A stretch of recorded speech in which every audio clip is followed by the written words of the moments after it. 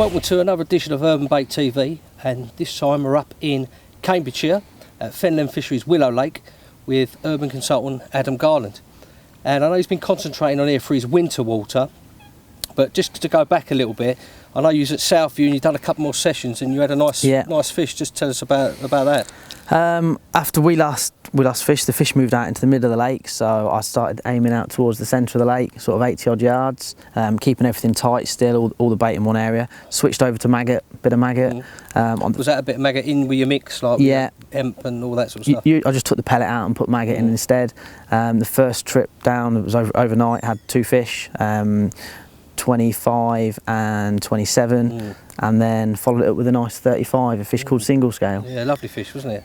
So that was a really good sort of effort there at last, just as it's coming to the end of how that lake fishes, doesn't it? It sort of switches off then. So you switched to here, which is a lovely lake, Willow Lake, in the heart of Cambridgeshire, Earith, run by a great guy, Mike Doles. And it's a busy day ticket water, isn't it? You know, there's always someone on there all winter because it fishes well. Yeah. So you've had a couple of trips. Yeah.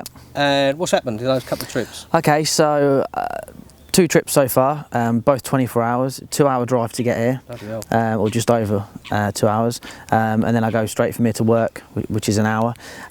So you're only doing sort of overnighters, really? Yeah. You're doing just under a 24-hour session, so you've got to be bang on it, haven't you? Yeah. You know? Yeah. So I turned up, was the swim we're in now, first session, put the rods out, pretty quiet throughout the day. It seems to be all night action, and I had a couple of fish, a couple of mid-20s, came back the week after, repeated the same again, lost a fish, which, to be honest, I think it was probably a catfish more than anything. And then, was that on the same spot, same swim? Yeah, same spot, exactly where we are now, no different. And then I had that one that night, a mid-20 common, and then we're back here again today. And how did you did your approach from Southview change? Hook baits, rigs, you know, how you're going to feed? Because you've only got really 24 hours, haven't you? So yeah, a lot more maggot, definitely a lot more maggot. Because when you say a lot more maggot, what, like gallons or a couple of pints? For an overnighter, I'm using 6 pints. 6 pints, about 3/4 of a gallon. Yeah, 3/4 of a gallon, so quite a bit. And are you what are you mixing that in with? Are you doing anything special with it? So I know what I do is I sieve the maggot a lot so you don't get that ammonia smell, and I put a lot of the liver cracker powder on there so it's they're eating it, you know. So when you get the maggots, you're like, bloody hell, it smells of the liver cracker, which is brilliant. Yeah. So you do the same. I know you're telling me you do the same type of thing. Yeah, same thing with the liver cracker. What's the mix that you use that you're spotting out? It's hooked on baits. Chili hemp maize, which I'm using, and all I'm doing is half filling the spom with maggot, and I use the hemp, the chili maize, to really give it some weight. Yes. But also, if the nuisance fish do come in and plough the maggots quickly, you're left with a bit of hemp out there, a bit of maize, and obviously there's a bit of chopped boilie in there as well. So you're always fishing. There's always something out there. So you're using the chopped nutcracker. So you're chopping that up. Yeah, with a crusher. Are you using some whole ones in there as well? Yeah, a few whole ones in there as well. Just a bit of everything really. Just so if the nuisance fish do clear me out, I know there's some bait out there, whether it be a couple of boilies a few different sizes. You're chopping some up. You're sort of. I was watching you grinding a lot up to get that taste in the water column of the nutcracker and that, and it sort of complements the hemp and the maggot. And just everything comes to the party, wherever it is, and it attracts the carp in. It seems to be working really well for you. Yeah, it's doing well for me at the minute. Have you done for rigs and that? Have you changed them or lengthened them? Or I know you like your 12 inches, don't you? Yeah, 12 inches. The amount of comments I've had from the last video about that, brilliant.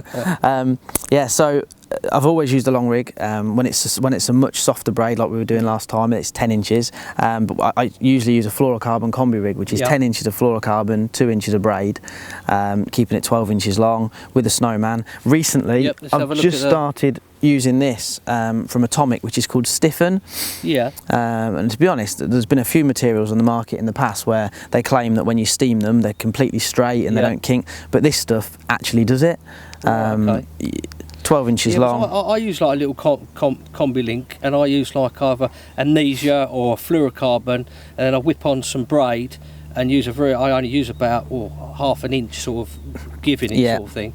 But that would sort of get round that, wouldn't it? Yeah. I suppose, really. The only problems I've ever had with using a combi, with it being 10 and 2, is that because you've got the small knot there, I've never had any problems with the knot going or the pressure, but you have to leave the tag ends. So if you are going to suffer a tangle, it's when the braid wraps back on the point. Very rare, but it's possible. With this, as I say, and you've seen today when I was casting it out a few times, it doesn't kink or anything. So now it comes back exactly the same. Been really impressed. Yeah, really impressed with it.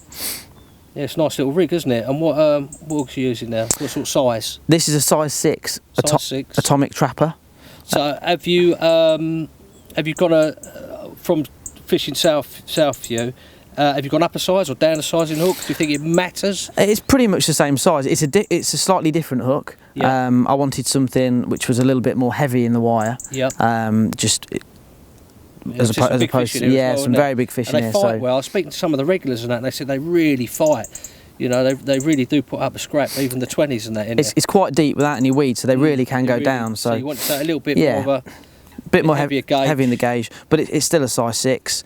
I've switched from when we were fishing Southview before. I was always using a bit of silicone tubing. Yeah. Yeah. I don't believe it tells you if you've been done or not, unless you've actually hooked the fish and lost it. Yeah. But with the baits I'm using, I've come off the barrel and I've gone over to the 14 mil. I see that. Is that just a normal out the bag 14 mil? No, this is a hard hook bait. It's a hardened hook bait. Yeah. Oh, right, yeah. But because I've gone for a hard hook bait rather than a barrel, I've found it's a little bit more buoyant. So by adding a metal ring as opposed to silicone, I've added some weight to the hook, which sits it nicely, just like lays flat. Sits like a proper snowman, doesn't it? Yeah. You know, you've got a little 12 mil washed out white nutcracker there on top, and it just settles nicely. Yeah.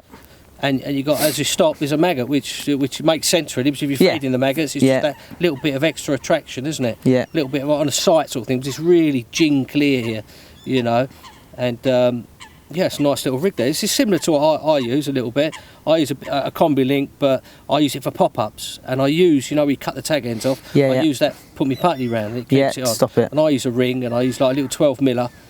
Some of them Evolution plastic maggots on top. Pull them in so they stick up, they flare up. Bundle, yeah. And I've done well on that. I mean, I sneakily got down last night to sort of beat you to the area where the fish have been apparently, and I managed to catch one last night at 36.10, sort of linear. So the pressure's really on for you to catch one. Thanks for that. I did see Old school, very crafty, I call it. I did see last night as I was going to bed that you'd weasel one out. The pressure's on for you to catch one tonight on your 24-hour overnighter, isn't it? Yeah, it certainly is. So hopefully we'll see what happens, and it's going to be a little bit milder as well, isn't it? So it's a little bit milder. It's been like minuses a couple of days ago, and I've seen a couple of fish and had that fish, so I think we're in with a chance of having another one. Yeah, hopefully. It seems to be the same. As soon as it gets dark, they seem to get pretty active, and so I'd like to think it seems something. a night water, doesn't it? From what everyone's telling me, it does seem. I mean, I fished it about 5 years ago, and I must admit I had my bites in the night. Yeah. So it's I'm looking forward to it, and hopefully we'll come back to you with a nice fish in the night or in the morning, or whatever. And then probably 2 or 3, 4 weeks time after Christmas. It's coming up to beginning of December now. We'll get back to you on here or somewhere else or wherever, and we'll see if anything's changed and how good the nutcracker's continually doing for you. Yeah. So, brilliant. We're hopefully we'll be back, but if not, we'll see you in a month's time or so after Christmas, Adam. Thanks for joining us today. No worries, thank you.